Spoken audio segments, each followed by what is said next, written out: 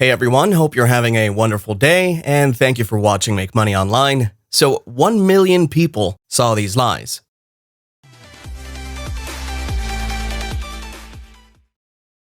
Only recently, the Binance-owned crypto data aggregation platform and the most popular of them all, Coinmarketcap, put up a tweet where they outrightly threw shade at XRP, calling it an impostor coin among the ranks, also claiming that the infrastructure that powers the XRP ledger, the Ripple protocol, isn't decentralized.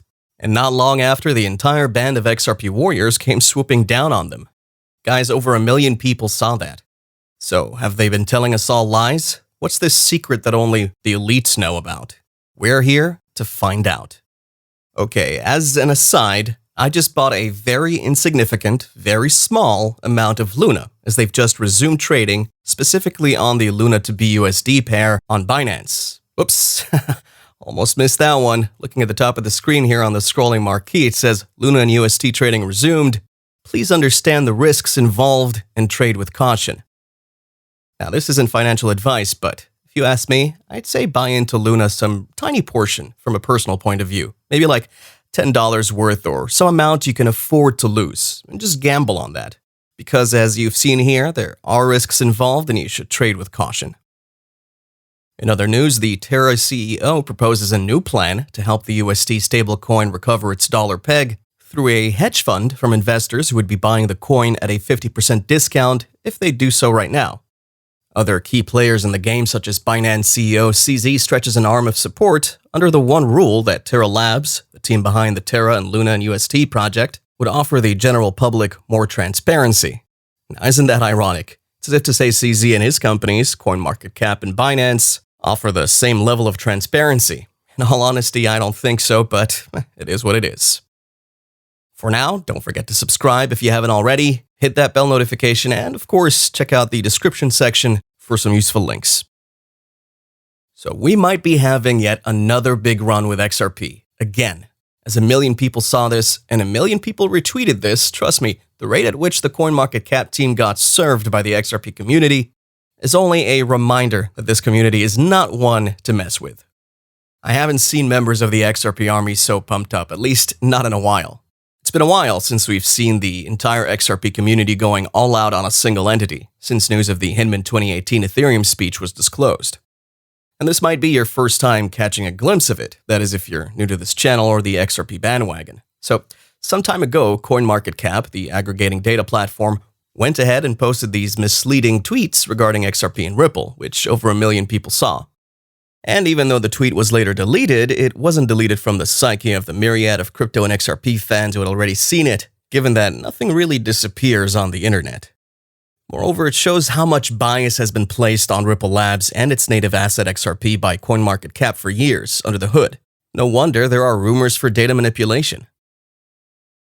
And in the latest news, Gam Holding to investigate false $3 billion Terra bailout report. Here's some more insight into that. As it says down here, a fake press release purportedly issued by asset manager Gam Holding made the rounds on Thursday, falsely claiming the firm was negotiating a $2 to $3 billion investment to resuscitate Do Kwon's decimated DeFi venture, Terraform Labs. However, the Switzerland-based firm released a statement on Friday denying all claims and announced a formal investigation. The false report, titled Gam Holding Could Be Terra's White Knight, was published by AccessWire at 11 p.m. London time. It said Gam was expected to invest a hefty sum into the ecosystem to regain Terraform Labs' stablecoin Terra USD, or USTs pegged to the US dollar. And scrolling down a little bit here, the author of this article highlights the phony quote from Gam Holding Chief Executive Peter Sanderson that reads, "We firmly believe in Terra's ecosystem. When black swan events impact markets, opportunities blossom. We see opportunity in UST's recent activity and continue to see promise in Terra's broader strategy." Now on to the next piece, which reads, Russian crypto mining firm Bitriver takes a swing at US Treasury. And taking a more in-depth look at that, it says Russian Bitcoin mining infrastructure provider Bitriver is considering an appeal against the US Treasury after it imposed sanctions on the company for helping Moscow to swerve international restrictions, a claim it strenuously denies. Bitriver revealed the potential lawsuit on Wednesday, saying sanctions made against it are based on untrue and unfounded claims. The Swiss-registered firm says that, legally speaking, it shouldn't be subject to the sanctions because it's a private company, not a federal entity. It also claims that it in no way helps the Russian Federation to circumvent sanctions. And here, Binance CEO CZ to support Terra community, but expects more transparency, pointing out the potential issues with forking Terra. CZ said that minting, forking don't create value. And if we scroll down here to the actual piece, it says, Changpeng CZ Zhao, the CEO of crypto exchange Binance, recently questioned the idea of hard forking the Terra blockchain as a means to revive the once thriving Luna and UST ecosystems. Following up on the same, CZ revealed his perspective on the appropriate course of action for failing projects across the crypto community. This won't work, said CZ while dismissing the validator's idea of a hard forking to Terra 2, which would involve providing a new version of Luna to all holders based on a snapshot of the holdings before the market collapsed. According to the CEO of Binance, reducing supply should be done via burn, not fork at an old date, and abandon everyone who tried to rescue the coin. I don't own any Luna or UST either, just commenting. And also, speaking of the Hinman 2018 speech and how it relates to the ongoing Ripple lawsuit with the SEC, here's another article from Protos. Former SEC Director Hinman made millions from a pro-Ethereum firm during tenure. And scrolling down here, it says, a Freedom of Information Act request by a whistleblower has revealed former Securities and Exchange Commission Director William Hinman was receiving millions of dollars in retirement benefits from a pro-Ethereum law firm during his tenure. Suppose you've been following up on this channel. You might have noticed this is what we've been talking about over the past year. All right, people, take a look at this one, which is quite interesting. It says, Hinman worked as the SEC's corporate finance division chief from mid-2017 to late 2020. Now here's the more exciting part. In June 2018, Hinman famously stated the Ethereum network and its decentralized structure, current offers, and sales of Ether are not securities transactions, our emphasis. You heard that right. So in this next post, I'd like to take a look at, not that one, yes, this one, buttresses the significant role played by one of Ripple's counsel, Attorney Matthew Solomon, former chief litigation counsel, long before Gary Gensler stepped into office. Smart move, Ripple.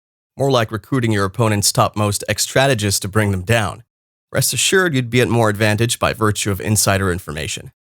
So this guy doubles down on his questions to the SEC regarding the Hinman speech, as he takes the findings that the speech was Hinman's personal opinion and shoved it down the SEC's counsel throats pretty hard, asking such questions as how can Hinman receive legal advice from SEC lawyers for a personal opinion?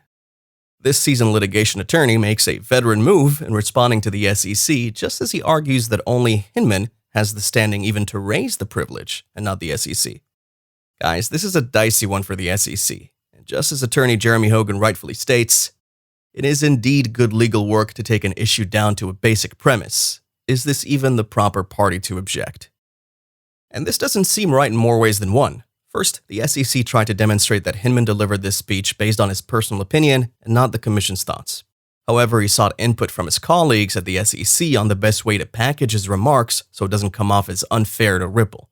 Yet, a vital member of the SEC team had earlier affirmed, about 2 years ago, that Ethereum was not a security asset under the same circumstances.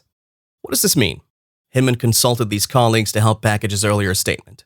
Many others discussed legal concepts and some of their legal responses, which didn't influence their opinions, as well as their other communications, with any attorney-client privilege. As the Second Circuit law outlines, that outline on policy and messaging issues, even from lawyers, isn't protected by the attorney-client privilege. Second, former Director Hinman was entitled to communicate with SEC lawyers by virtue of his past position at the agency, to receive privileged legal advice when discharging his role as the Director of Corporation Finance. However, communications regarding the substance of his remarks aren't to be considered since they don't fall under the scope of the attorney-client relationship. Ultimately, the said communication at play here doesn't include any confidential information concerning the agency's affairs other than what he's already revealed, such as Hinman receiving payments from an affiliate of Ethereum as SEC Director, and SEC lawyers taking his side to offer a solution that would help mitigate his punishment. And lastly, the statements by these SEC officials are wrong.